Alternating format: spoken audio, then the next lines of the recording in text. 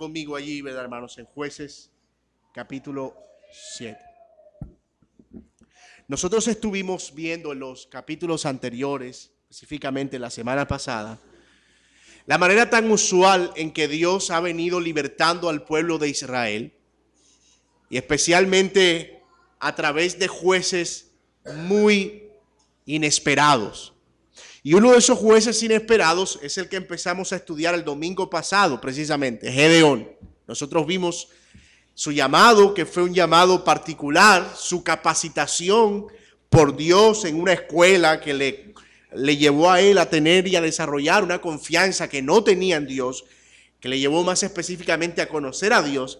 Y nosotros vimos también al final cómo Gedeón fue encomendado a la misión específica de libertar al pueblo de Israel. Deben recordar a ustedes, para que tengamos algo de contexto, que el pueblo de Israel había desobedecido a Dios y Dios había enviado una opresión a través de los madianitas, los cuales cada vez que ellos sacaban un cultivo, venían los madianitas y robaban el cultivo de ellos, y ellos estaban en una hambre terrible. Era una opresión que había durado ya varios años y no parecían haber luces de alguien que pudiera hacer algo al respecto. Así que es allí, en ese contexto, en el que Dios llama a este hombre, siendo de una familia pequeña en Israel, pobre además, y siendo el menor de sus hermanos, un hombre temeroso al principio, que no conocía a Dios, con muchas dudas y cuestionamientos, pero que Dios poco a poco fue enseñándole acerca de quién era él y quién era también Gedeón. Y él fue aprendiendo y ejercitándose en esa confianza en el Señor. Nosotros al final terminamos con un Gedeón que ha derribado los altares a Baal y a los dioses falsos que había en Israel, y un Gedeón que ahora había convocado a un ejército numeroso para ir a pelear. Y allí quedó nuestra historia el domingo pasado. Así que estamos ahora a punto de entrar a ver qué fue lo que pasó finalmente con ese ejército, cómo se desarrolló esa guerra, al fin qué pasó, hubo victoria o no hubo victoria. Noten cómo termina el capítulo 6 del libro de los Jueces. Mas Gedeón dijo a Dios: no se encienda tu ira contra mí, aunque hablar esta vez, solamente probaré otra vez con el vellón, y te ruego que solamente el vellón quede seco y el rocío sobre la tierra. Y aquella noche lo hizo Dios así, solo el vellón quedó seco y en toda la tierra hubo rocío. Es una señal que Gedeón le puso a Dios para él estar seguro de que realmente Dios iba con él. Y nosotros debemos recordar que Dios confirma esa señal porque es Dios quien controla la lluvia y no Baal. Así que ese es el mensaje que Dios le está dando no solo a Gedeón, sino también al ejército. Entonces ahora ese Gedeón, que es el capitán del ejército, está confiado, está seguro, y el ejército también, porque ha visto la maravilla de Dios con Gedeón. Ahora estamos entonces en el capítulo 7. Y ahora, como dije, sí estamos listos, al parecer, para ver la guerra que va a liderar Gedeón para la liberación de Israel. Así que nosotros vamos a ver nuestro texto hoy, el capítulo 7, todo a la luz de 3 encabezados. El primero, un ejército débil y reducido, desde el versículo 1 hasta el versículo 8. El segundo, un enemigo fuerte y numeroso, desde el versículo 9 al 15. Y el tercero, una guerra inusual y una victoria inesperada, del versículo 16 al 25. Voy a repetir los encabezados que vamos a usar para estudiar el capítulo 7. Número 1, un ejército débil y reducido, desde el versículo 1 hasta el versículo 8. Número 2, un enemigo fuerte y numeroso, desde el versículo 9 hasta el versículo 15. Y número 3, una guerra inusual y una victoria inesperada, desde el versículo 16 hasta el versículo 25. Noten lo que dice nuestro texto en el versículo 1.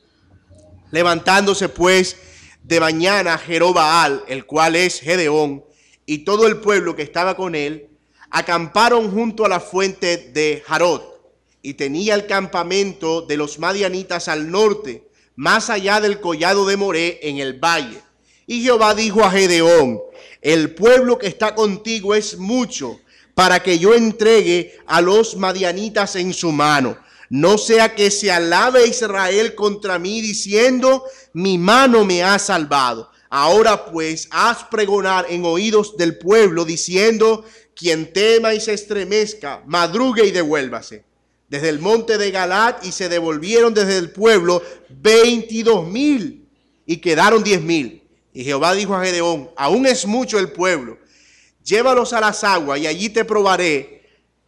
Y del que yo te diga, vaya, este contigo irá contigo. Mas de cualquiera que yo te diga, este no vaya contigo, el tal no irá. Entonces llevó el pueblo a las aguas, y Jehová dijo a Gedeón, cualquiera que lamiere las aguas con su lengua como lame el perro, a aquel pondrás aparte. Asimismo a cualquiera que se doblare sobre sus rodillas para beber, y fue el número de los que lamieron llevando agua con la mano a su boca 300 hombres, y todo el resto del pueblo se dobló sobre sus rodillas para beber las aguas. Entonces Jehová dijo a Gedeón, con estos 300 hombres que lamieron el agua, os salvaré y entregaré a los madianitas en tus manos, y váyase toda la demás gente, cada uno a su lugar.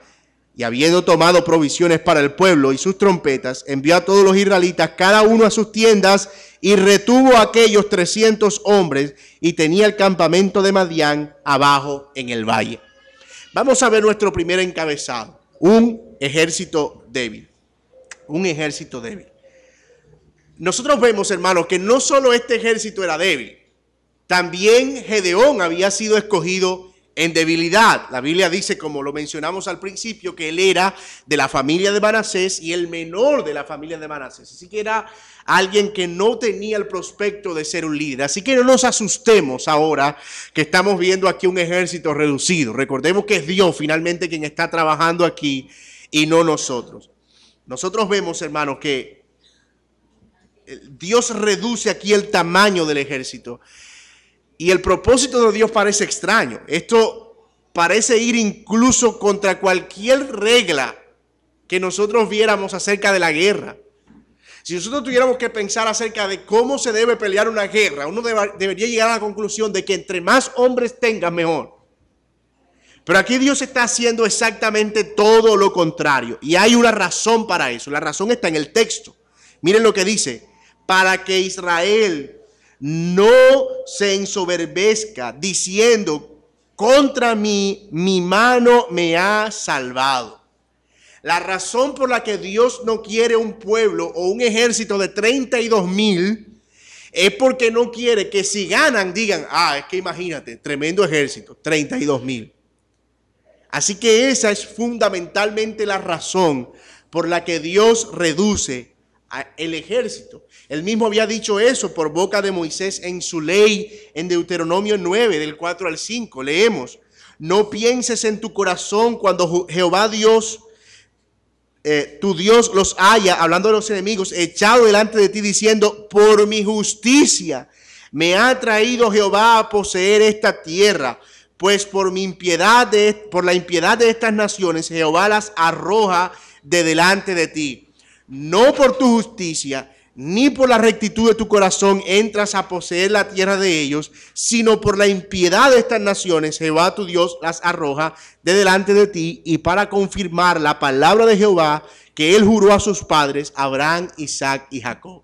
Noten, hermanos, cómo Dios desde el principio había establecido una pauta mediante el cual Israel debía prevenirse de atribuirse algún mérito alguno por las victorias que obtuvieran.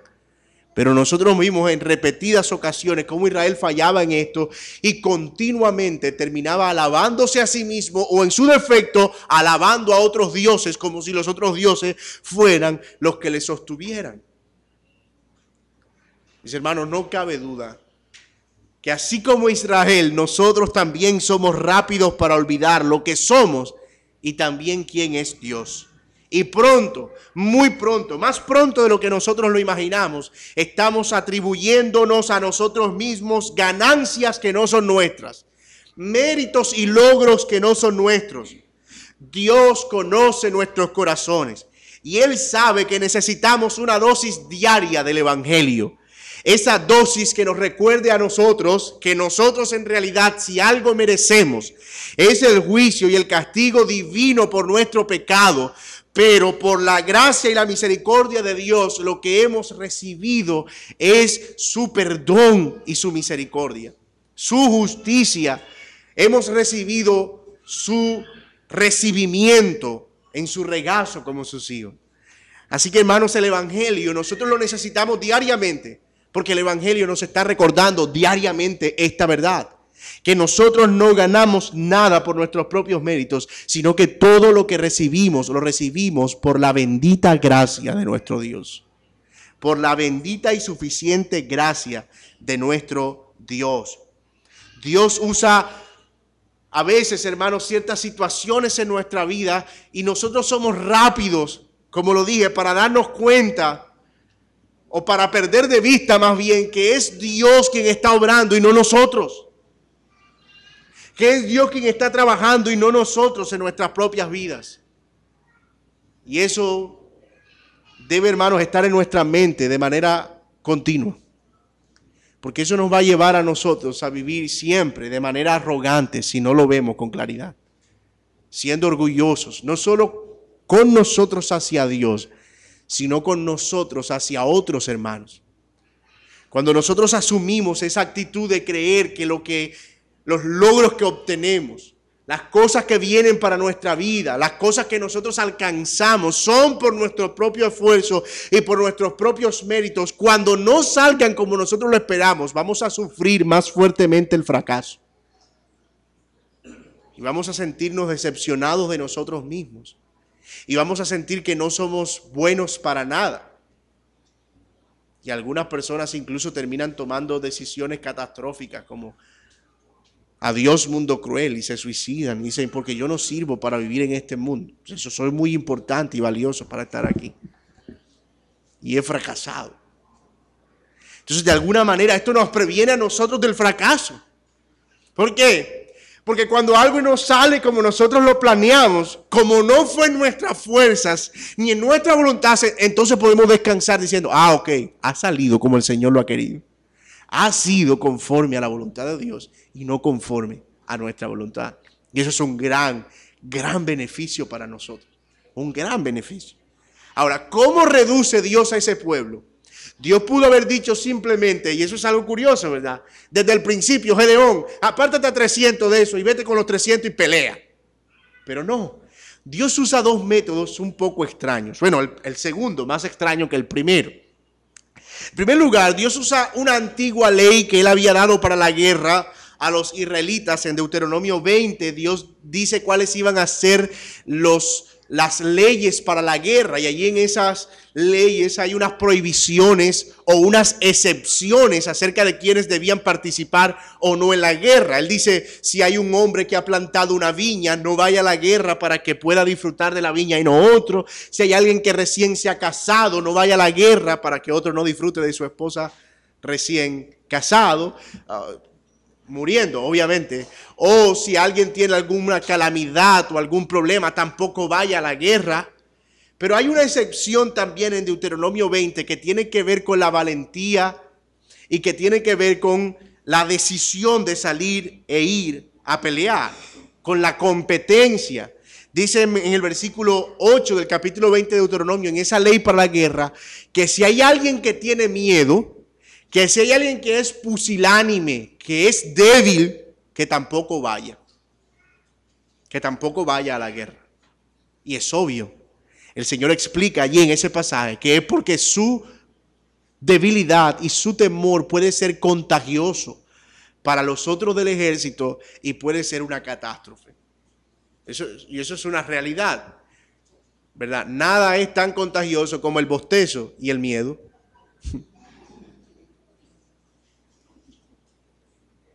Ustedes recuerdan que Israel en algún momento mandó a 12 hombres a expiar una tierra. ¿Ustedes se acuerdan de eso? Y 2 de ellos vinieron diciendo, esa tierra, mira, ya había unos hombres gigantes, enormes, pero eso no es nada. Dios está con nosotros vamos a pelear. Pero otros 10 vinieron diciendo, no, nosotros no vamos a poseer esa tierra. Mira, nosotros éramos a nuestro parecer delante de ellos como unas pequeñas langostas. Son gigantes, hijos de Anac, Ainán y Sesai, eran enormes. Sus puertas llegan hasta el cielo. Nosotros somos unos ranchos, unas tiendas. Y esos 10 lograron contagiar de miedo a millones que estaban acampando de este lado de la tierra. Y Dios envió un juicio y tuvieron que estar durante 40 años dando vueltas alrededor del desierto. Así que Israel sabe lo que el miedo significa. Y Dios también. Mira, hermano, alguien falto de confianza en el Señor no solo es desesperante. ¿Tú te imaginas estar uno al lado en una situación difícil con alguien falto de confianza? Oye, pero si fue la voluntad de Dios que viniéramos aquí. Ay, pero Dios, ¿por qué nos tiene en esta situación? Ay, ¿sí será que algún día saldremos de esto? Ay, no, yo pienso que yo me voy a morir. Ay, yo lo que creo es que yo no voy a salir de esto. Ay, uno quisiera a veces, hermano, como que dejar de ser cristiano por unos segundos y sacudirlo. Sin contar que muchas veces nosotros mismos estamos expuestos a esas situaciones de temor. Así que el primer método que Dios usa para limpiar, para purgar ese gran ejército, para que no se gloríe, es sacar a los pusilánimes. Nota lo que dice allí en el versículo 2. Y Jehová dijo a Gedeón: el pueblo que está contigo es mucho para que yo lo entregue a los madianitas en su mano, no sea que Israel se alabe contra mí diciendo: mi mano me ha salvado. Ahora pues, haz pregonar en oídos del pueblo diciendo: quien tema y se estremezca, es decir, quien tenga miedo y le estén temblando las piernas, madrugue y devuélvase. Él les dio una oportunidad. Y yo me imagino, eso no está en el texto, pero permítanme imaginarme y cometer ese pecado aquí en el púlpito en esta mañana. Yo me imagino al primero que dijo me voy. O sea, debió ser una lucha reconocer que tenía miedo. Nadie quería hacerlo, nadie. No, pero Gedeón, no hace falta. Podemos manejar esta situación. Hasta que uno dijo, no, yo sí me voy. Y faltó que uno lo dijera. Para que los otros 22,000 dijeran, yo también me voy. Yo también tengo miedo, yo no quiero enfrentar esa guerra. Y ese día, hermano, se fueron en la madrugada. ¿Cómo cuántos? 22,000. Ahora, es interesante que el Señor no los envió a plena luz del día, ¿verdad? Lo cual hubiera sido muy vergonzoso para ellos. Los envió seguramente cuando todavía era oscuro, como para que nadie sintiera que tenía que quedarse por pena o por vergüenza. Así que ellos se van y el ejército queda reducido a 10,000. Pero Dios insiste en que el ejército todavía es muy grande. 10,000 era un ejército mucho más pequeño que el ejército de los madianitas.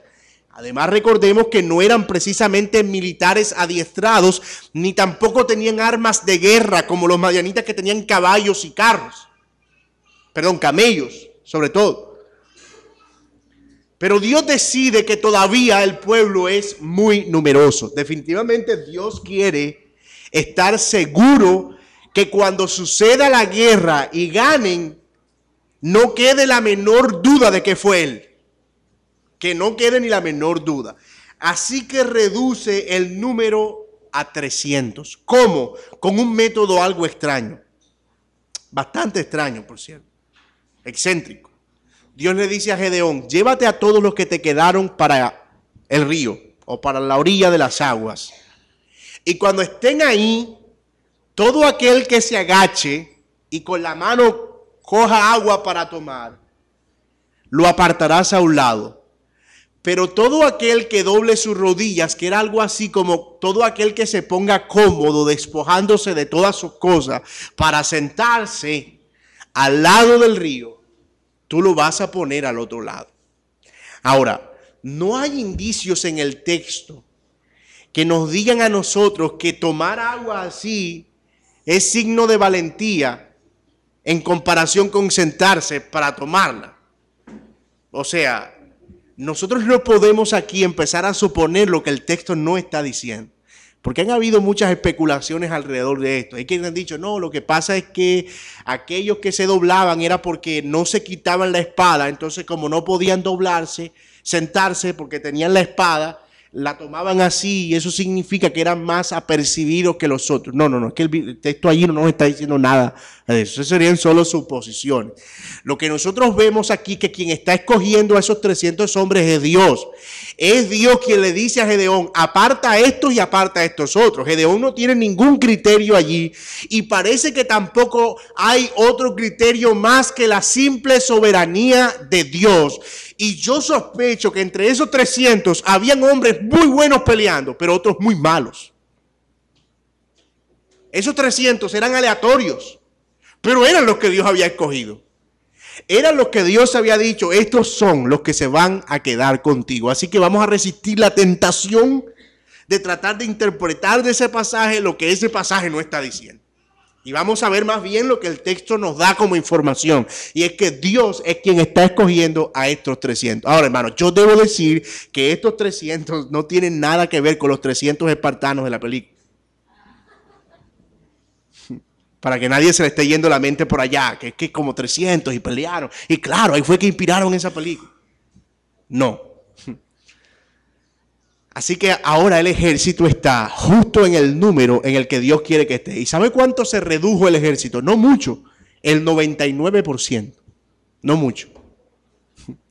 La reducción fue del 99%. O sea que en realidad lo que Dios necesita para pelear contra los madianitas es el 1. Y tú dirás, hermano, pero 300 hombres sí son suficientes. Eso no es contra la lógica. Bueno, yo debo recordarle que en pasajes anteriores Dios ha peleado incluso hasta con un solo hombre. Con uno solo. Y con uno solo ha libertado también al pueblo de la opresión. Así que para Dios la victoria no está en el número del ejército. La victoria finalmente está en Él. En Él. Ahora, hermanos, lo que para nosotros es antilógico, incoherente, si es que antilógico existe, o incoherente en Dios, es el método que Él usa para salvar y para que la gloria no sea de los hombres, sino de ¿quién? De Él. Dios usa métodos anti-ilógicos para salvar, para que la gloria no sea de los hombres, sino de Dios. Pablo nos recuerda esta verdad más adelante en el Nuevo Testamento, en 2 Corintios 12, cuando dice, yo tengo un aguijón en la carne que a mí me abofetea cada vez que quiero gloriarme. Y he orado en 3 ocasiones al Señor para que me quite este aguijón en la carne. Y lo que me ha dicho el Señor es, bástate mi gracia, porque mi poder, ¿qué? Mi poder se perfecciona en la debilidad. Es decir, entre más débil Pablo era en sus propias fuerzas, más Dios era glorificado, porque la gente no pensaba en la suficiencia de Pablo, sino en el Dios que obraba a través de él. Es interesante y es la paradoja de cómo Dios es glorificado en la debilidad. Dios es glorificado en la debilidad porque entre más débiles nosotros somos o parecemos, más se reduce nuestra suficiencia para que la gloria no sea de nosotros, sino de Dios. Es más, si ustedes se dan cuenta, hermanos, la manera en que Dios salva a su pueblo, no solo a Israel, sino en términos generales, es a través exactamente del mismo método, al menos en principio. Pablo dice que a Dios no le plació salvar al mundo por medio del conocimiento, ni de la sabiduría de los hombres, ni de un pensamiento muy intelectual, ni de una retórica muy avanzada, ni tampoco a través de muchos milagros y señales como lo pedían los judíos. No.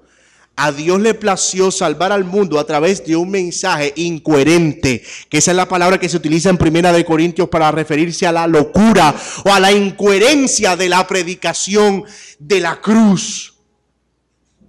Si tú lo miras, es antilógico por todos lados. Un Dios todopoderoso que muere desnudo haciéndose maldito en una cruz.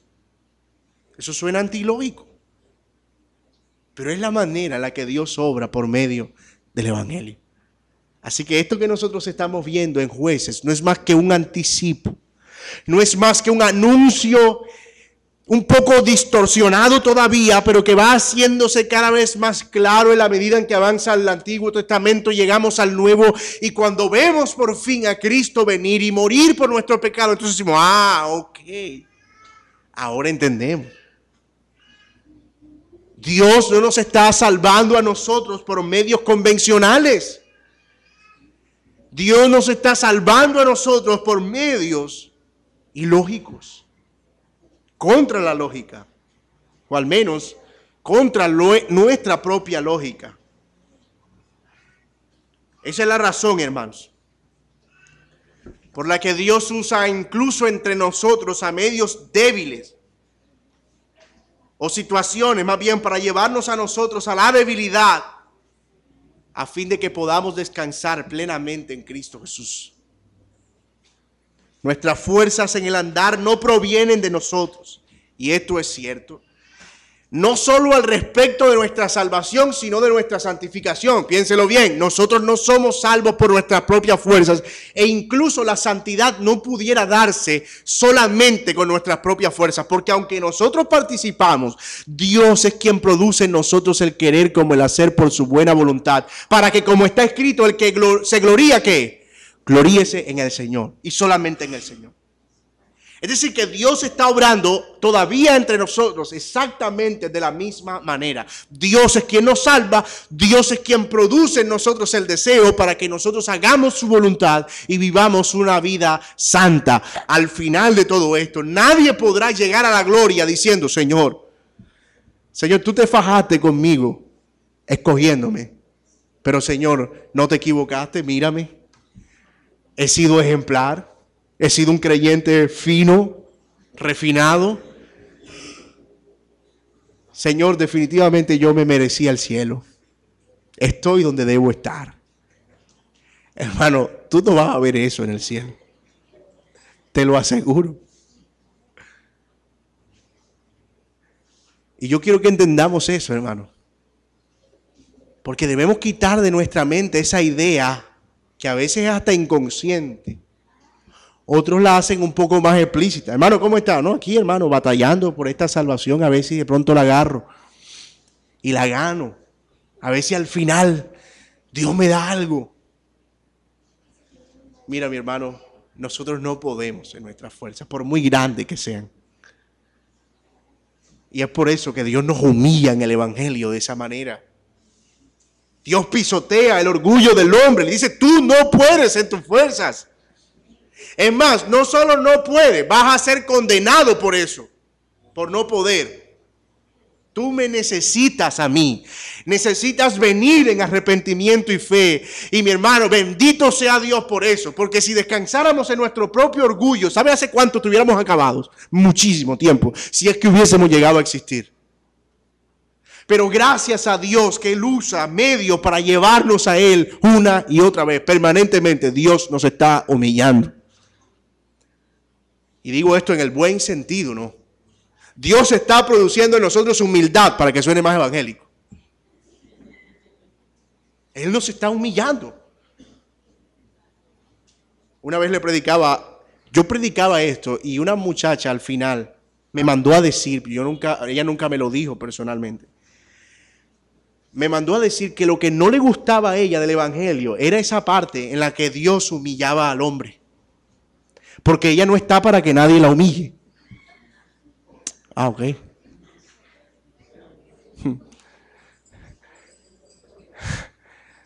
Eso suena tan... yo soy de carácter fuerte, ¿verdad? Yo no estoy para que nadie me pisotee, ni siquiera Dios. El punto es que si no sucede ahora, sucederá en el día final, pero sucederá. Y yo prefiero que suceda ahora para mi salvación a que suceda en el día final para mi condenación. Estamos bien ahí, ¿verdad? Yo mencioné ahorita, hermanos, que esta actitud, este pensamiento, debe también en la vida práctica ayudarnos a nosotros a lidiar con nuestros fracasos. Cuando las cosas no salen como lo esperamos. Cuando sentimos como si el mundo se acabara. Y a veces eso pasa, hermanos. Porque eso que nosotros perdimos o en lo que fracasamos representaba el mundo para nosotros. Pero cuando nosotros dependemos de la gracia de Dios, el fracaso en algunas cosas cotidianas no es más que una manera en la que Dios muestra su poder y su gracia para fortalecernos mientras nosotros nos hacemos débiles. Bendito sea Dios por eso. Es más, hermanos, ojalá eso pueda llevarlo usted en su corazón hoy, grabado. Dios es el Dios que se hace fuerte en nosotros en nuestra debilidad. Cuando ya nosotros no podemos, entonces Dios es quien se hace fuerte en nosotros. Para que toda la gloria sea de Él. Parece que ahora sí estamos listos para la guerra. Estamos aplazando esa guerra hace rato. Dios llama a Gedeón, pero todavía hay que capacitarlo, lo capacita, pero todavía hay que derribar los altares, los derriba, pero todavía necesita un ejército. Convoca al ejército, pero todavía el ejército es muy grande. Lo reduce, pero todavía es más grande. Lo reduce a 300. Ahora sí estamos listos para la guerra, pastor. No, todavía no. Todavía falta una cosa más. Y eso nos lleva a nuestro segundo encabezado. Este va a ser un poquito más rápido, así que no se preocupe. Note lo que dice el versículo 9. Aconteció en aquella noche que Jehová le dijo a Gedeón, levántate y desciende al campamento, obviamente el campamento enemigo. Recuerden que ellos están cerquita, ahí alrededor. Porque yo lo he entregado en tus manos. Y si tienes temor de descender, ya Dios conocía a Gedeón muy bien. Si tienes temor de descender, baja tú con fura a tu criado al campamento. Y antes de que usted juzgue rápido a Gedeón, mi hermano, tú no vas a decir que eres más valiente que Gedeón. Que tú dices, tengo que descender, Señor. No, yo voy. Es que ahí está el campamento enemigo. No importa, Señor, yo soy valiente. No, era normal que Gedeón sintiera temor de ir, porque era el campamento enemigo. Así que le dice, lleva a fura a tu criado contigo al campamento y oirás lo que hablan, y entonces tus manos se esforzarán y descenderás al campamento. Y él descendió con fura a su criado hasta los puestos avanzados de la gente armada que estaba en el campamento. Y los madianitas, los amalecitas y los hijos de Oriente estaban tendidos en el valle como langosta en multitud, y sus camellos eran innumerables como la arena que está a la ribera del mar en multitud. Hermanos, ¿estás viendo la desproporción que hay entre los dos ejércitos? Aun cuando el ejército de Israel fuera de 30,000, seguía siendo pequeño frente al ejército de 3 reyes, los madianitas, de los amalecitas y de los reyes de Oriente. Cuando llegó Gedeón, he aquí que un hombre, casualmente, ¿verdad? Una cosa así muy casual, estaba contando a su compañero un sueño, diciendo, he aquí que soñé un sueño. Venía un pan de cebada que rodaba hasta el campamento de Madián, y llegó a la tienda y la golpeó de tal manera que cayó y la trastornó de arriba abajo, y la tienda cayó. Y su compañero respondió y dijo, esto no es otra cosa sino la espada de Gedeón, hijo de Joás, varón de Israel. Dios ha entregado en sus manos a los madianitas con todo el campamento. Cuando Gedeón oyó el relato del sueño y su interpretación, adoró. Y bendito sea Dios por Gedeón, porque yo me privo. Gedeón adoró y vuelto al campamento de Israel dijo, levantaos porque Jehová ha entregado el campamento de Madián en vuestras manos. Nuestro segundo encabezado lo titulamos un enemigo fuerte y numeroso. Noten, hermano, que ese ejército no solo era grande, sino que era un ejército que ya conocía lo que Dios estaba haciendo con Gedeón. Ya había escuchado de alguna manera que Gedeón había derribado el altar a Baal y que había convocado al pueblo. Y además parece que también tenía cierta noción acerca de quién era el Dios de Gedeón. Eso es interesante, muy interesante. Ellos estaban esperando el momento para hacer frente a Gedeón. Así que es precisamente en ese contexto en el que se da esta situación.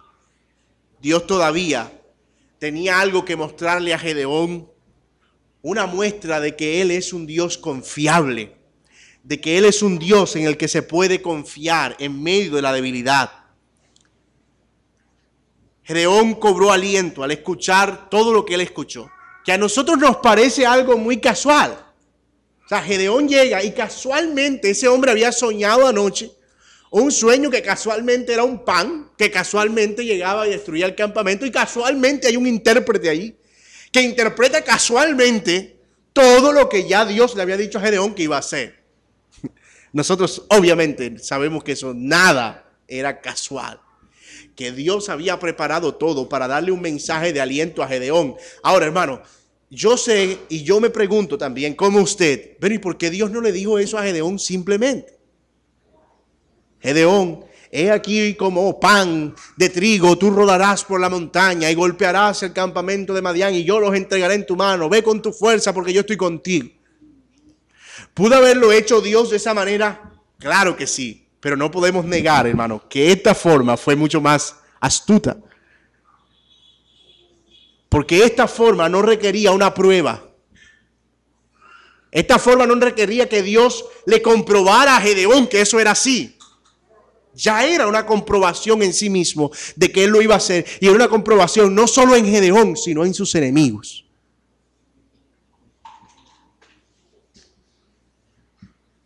Hermanos,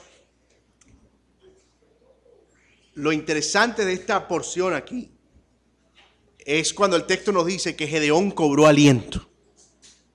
Y él adoró y convocó al pueblo. Y digo lo interesante porque precisamente eso es lo que motiva a la acción en Gedeón. Cuando él se encuentra con ese Dios confiable. Ahora, hermanos, yo quiero que pensemos en algunas aplicaciones de esto aquí. Dios es un Dios confiable y Él quiere que su pueblo sepa que Él es un Dios confiable. Eso por un lado.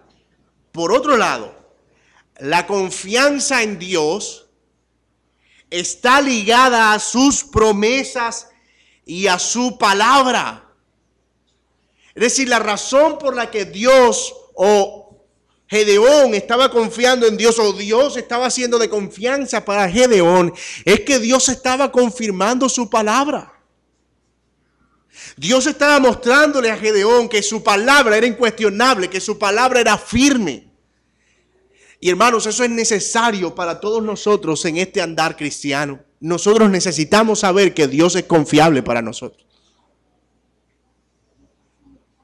¿Cómo nosotros podemos vivir en un mundo tan contrario a nosotros si Dios no fuera confiable? ¿Cómo podemos nosotros soportar las pruebas y las dificultades y las tentaciones y tener esperanza y enfrentarnos a la opresión y al rechazo y a todas las cosas que enfrentamos por nuestra fe si Dios no fuera confiable para nosotros? La razón por la que nosotros podemos vivir como vivimos en este mundo, oponiéndonos a todo, es porque Dios es confiable. Porque su palabra es confiable y porque nosotros la tenemos. Es más, hermanos, déjenme decirle algo. Nosotros tenemos un testimonio más firme y completo que el que tenía Gedeón para confiar en Dios. La Biblia dice en Primera de Pedro que nosotros tenemos ahora la palabra profética más segura, la cual hacemos bien en estar atentos como antorcha que alumbra el lugar oscuro. Él tuvo una visión, una revelación, y Dios por medio de un sueño que le comentaban a otro amigo y la interpretación le dio cierta cierto testimonio de confianza, pero nosotros tenemos ahora un testimonio de confianza mucho más sólido, que es su palabra, sus promesas. Su palabra nos da aliento en medio de nuestras flaquezas. Dios usa su palabra para que nosotros confiemos en Él, pero no solo su palabra. Como en el caso de Gedeón, Dios también usa personas. A través de la consejería, a través de la amonestación, a través del consuelo que recibimos de nuestros hermanos, a través de el consejo y de muchas otras maneras. Ahora, yo no quiero dejar tampoco pasar por alto otro aspecto interesante aquí en este segundo encabezado, y es cómo Dios está al control de todas las cosas. Déjenme decirle, hermano, que a mí me abruma eso.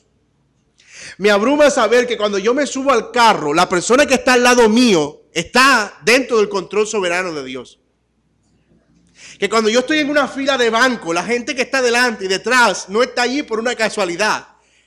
Es que Dios la puso allí. Cuando yo pienso en cómo Dios cruza todos los cables de todas las personas que existen en todo alrededor del mundo, yo digo, wow, Señor, tú tienes que ser demasiado inteligente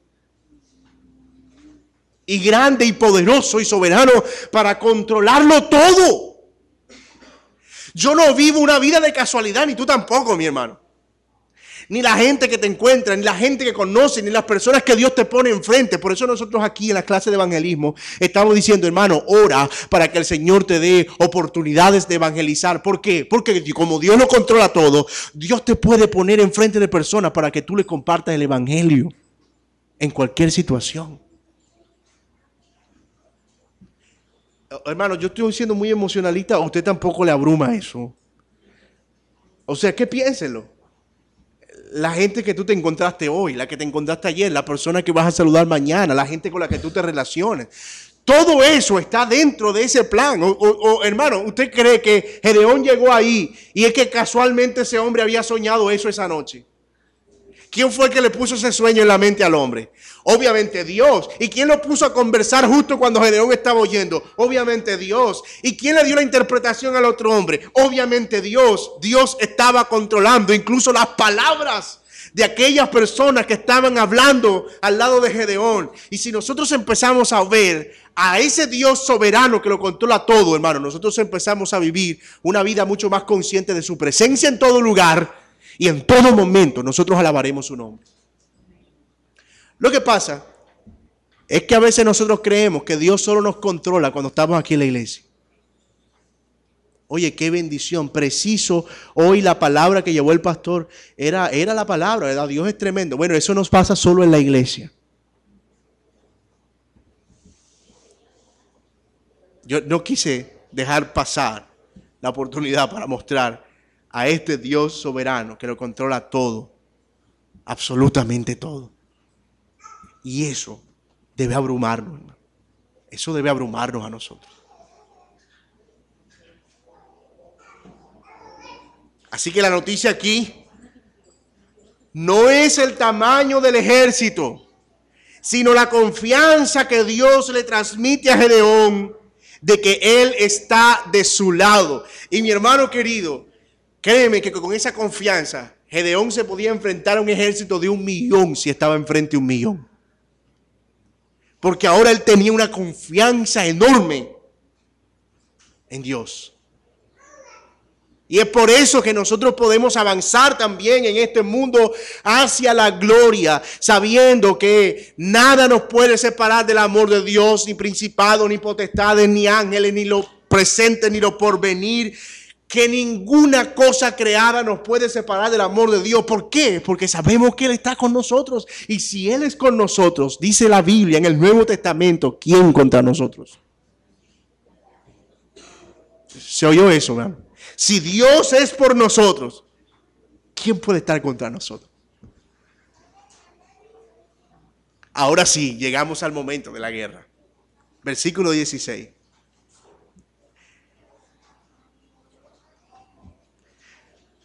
Repartiendo los 300 hombres en 3 escuadrones, dio a todos ellos trompetas en su mano y cántaros vacíos con teas ardiendo dentro de los cántaros. Quiero que ustedes tengan en su mente cuál es la imagen y qué es lo que Gedeón está planeando.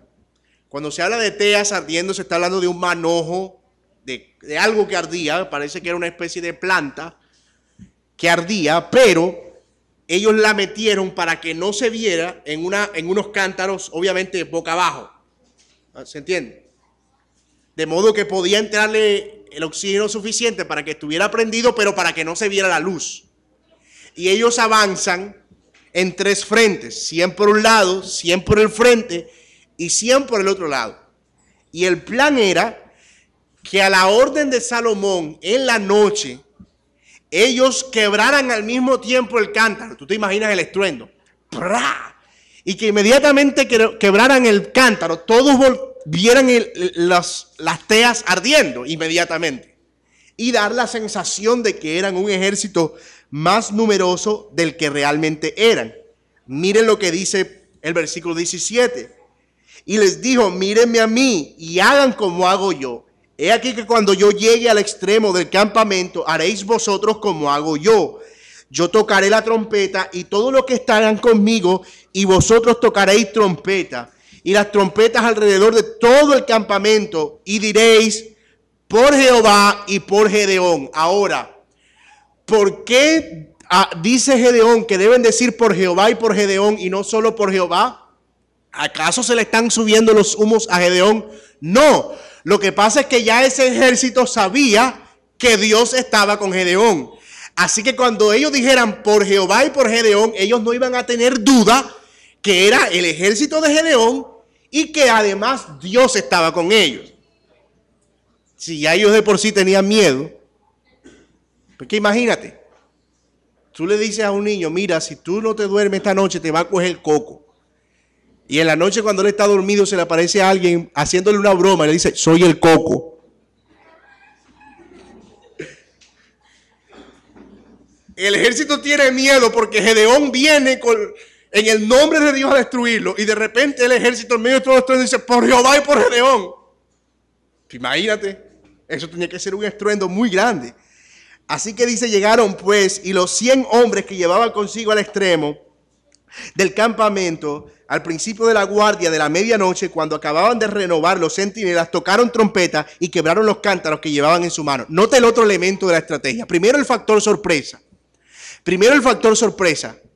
Segundo el factor miedo, el de la psicología, por Jehová y por Gedeón. Pero aquí hay un tercer factor, que es el factor estratégico militar. La noche estaba dividida en 4 vigilias, tres vigilias de 4 horas. En el cambio de vigilia, de guardia, obviamente los soldados que estaban en guardia ahora van hacia el centro del campamento, mientras que los que van a tomar la guardia caminan hacia el borde del campamento. ¿Qué sucede? Que como los 100 de Gedeón están detrás, cuando ellos quiebran el cántaro, la guardia que va caminando cree que los que vienen a entregar la guardia son el ejército enemigo. ¿Sí se entiende? Ese era el momento exacto. Como es de noche, creen que es el ejército enemigo. Además, porque ellos dicen, nuestro ejército no usa trompetas, ni tampoco tiene teas ardientes. Pero de repente ellos ven teas y ven gente que viene encima. Hermano, ahí se armó la guerra entre ellos. Es más, dice el texto, mira cómo dice el texto. Y los 3 escuadrones tocaron trompeta y quebrando los cántaros tomaron en la mano izquierda las teas y en la derecha las trompetas con las que tocaban y gritaron por la espada de Jehová y por Gedeón. Y estuvieron firmes cada uno en su puesto. Y yo quiero que noten esto, ellos no agarraron espada por nada del mundo, a menos que tuvieran 3 manos. ¿Qué dice el texto? Que tenían en una mano ¿qué? La trompeta y en la otra la tea.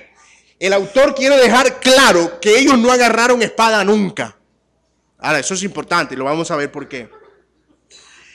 Y los 300 tocaban las trompetas y Jehová puso la espada de cada uno contra su compañero en todo el campamento y el ejército huyó hasta Betzita en dirección de Serera y hasta el monte de Abel-Meolá en Tabat Y juntándose los de Israel en Neftalí de Aser y todo Manasés, siguieron a los madianitas, y Gedeón también envió mensajeros por el monte de Efraín diciendo: descended al encuentro de los madianitas y tomad los vados de Bet-bara y del Jordán antes que ellos lleguen. Y juntos todos los hombres de Efraín tomaron los vados de Bet-bara y del Jordán, y tomaron a dos de los príncipes de los madianitas, Oreb y Zeeb, y mataron a Oreb en la peña de Oreb. Esta no es la peña de Oreb que está brotando. La peña de Oreb que está brotando es con H.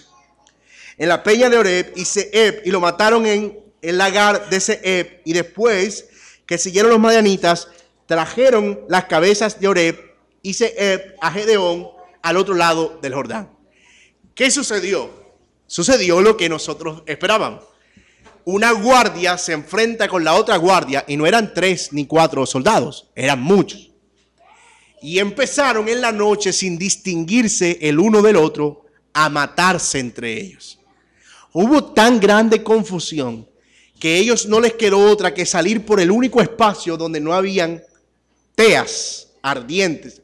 O sea que esas teas sirvieron para generar una especie de cerco aparentemente militar, y le dejaron una sola ruta de escape. Pero ya Gedeón había planeado que los de Efraín y Manasés bajaran y los esperaran antes que llegaran a los vados. Y allí los esperaron yendo despavoridos, y los acabaron por completo, tomando a su rey y obviamente dando fin a la guerra. El punto es aquí que Dios salvó al pueblo con 300 hombres que ni siquiera tomaron una espada para matar a su enemigo.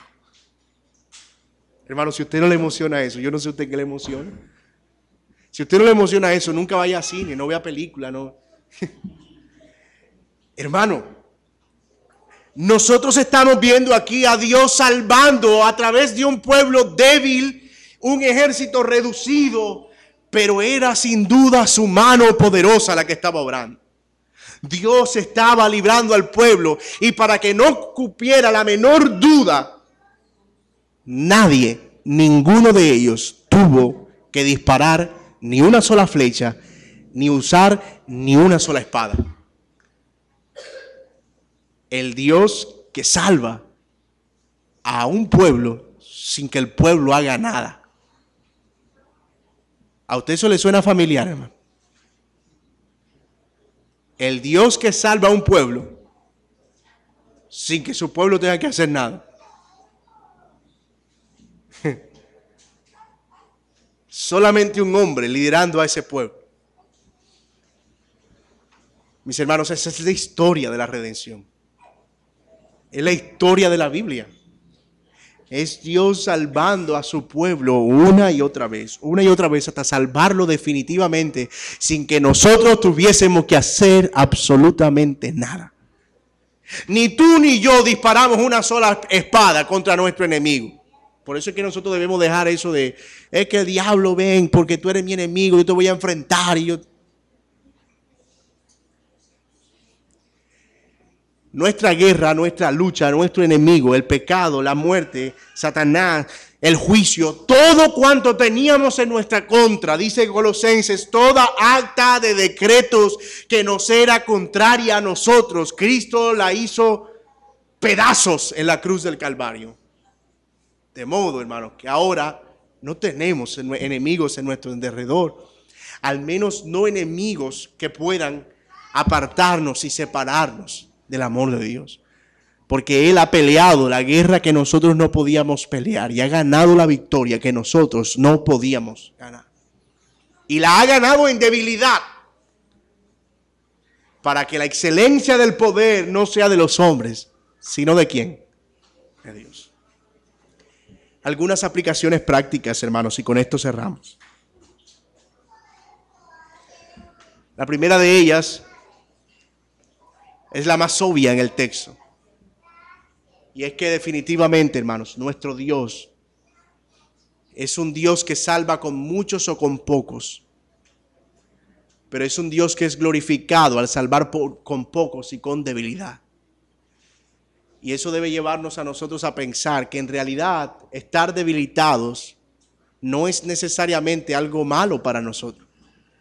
Dios es fuerte en nosotros cuando nosotros somos débiles. Y tal vez hay situaciones en nuestra vida que nos debilitan anímicamente, emocionalmente, espiritualmente. Nos sentimos débiles.